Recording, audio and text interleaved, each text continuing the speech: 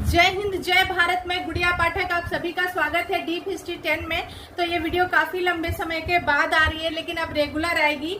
तो चलिए हम जानते हैं भारत में यूरोपियों का आगमन। जी हाँ, यूरोपियों के आगमन में जो सबसे पहले आए वो पुर्तगाली आए। आप सभी को पता होगा ज्यादातर कि सबसे पहले भारत में पुर्तगाली आए और पुर्तगाल से वास्को डी गामा सबसे पहले भारत में आए। जो वास्को डी गामा है कालीकट में पहुंचे 1498 ईस्वी में। कालीकट का जो बंदरगाह था कप्पक डाबू उसका नाम था।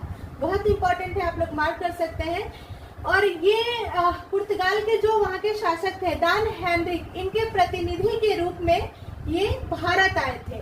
जब ये भारत आए तो यहाँ पर इनके स्वागत किया जो यहाँ के राजा थे। जेमोरिन जिनका उपाधि थी, ये पैतृक उपाधि थी, उन्होंने इनका बहुत स्वागत किया। और यहाँ से ये अपने नाव में काली मिर्च को भरकर ले गए, मसालों को जिनको ये भरकर ले गए, वो जितना इन्होंने इन्वेस्ट किया था उसके लगभग 60 गुना मुनाफा इनको पुर्तगाल में मिला। जैसे ही 60 गुना मुनाफा इनको पुर्तगाल में मिला, पुर्तगाल में भूचाल आ गया।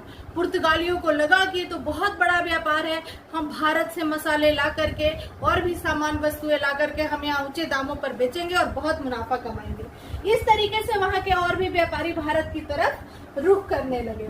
1500 ईस्वी में पेट्रो अल्वारेज कैब्राल भारत आते हैं 13 जहाजों के साथ। 13 जहाजों के साथ वो भारत आते हैं। भारत आते ही उनका जो वहां पे अरब व्यापारी पहले से रह रहे थे उनके साथ उनका झड़प हुआ। स्वाभाविक था, क्योंकि ऑलरेडी जो वहां पे काम कर रहे थे उनके लिए ये शुभ संकेत नहीं था। उनका झड़प हुआ। इस लड़ाई में अरब वासियों की हार हुई, जो अरब व्यापारी थे उनका हार हुआ।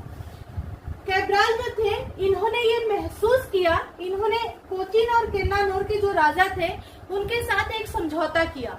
समझौता करने के बाद इन्होंने महसूस किया कि भारत के अंदर जितने भी राजा हैं उनके आपसी संबंध मजबूत नहीं है, और जब आपसी संबंध मजबूत नहीं है तो हम यहाँ बहुत बड़ा कर सकते हैं, क्षेत्र पर अधिकार कर सकते हैं। इनको यहाँ पर ये आभास हो गया।